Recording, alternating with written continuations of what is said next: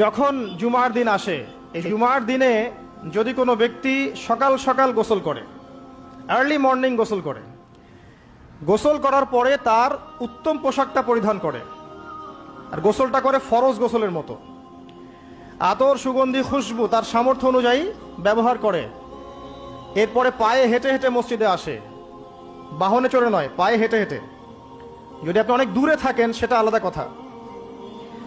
এবং ইমামের কাছাকাছি বসে, মসজিদে আসার পরে যতটুকু সম্ভব হয় সুন্নত পড়ে নিল, নফল পড়ে নিল, এরপর ইমামের কাছাকাছি এসে বসলো, ইমামের খুতবা শ্রবণ করে মনোযোগের সাথে। খুতবা শ্রবণ করার সময় কাউকে কষ্ট দেয় না। কাউকে কষ্ট দেয় না মানে হচ্ছে যে কেউ কথা বললে তাকে এতটুকু বলে না যে তুমি চুপ করো, কোনো কষ্ট দেয় না। ইমামের খুতবা শ্রবণ করে, নামাজ পড়ে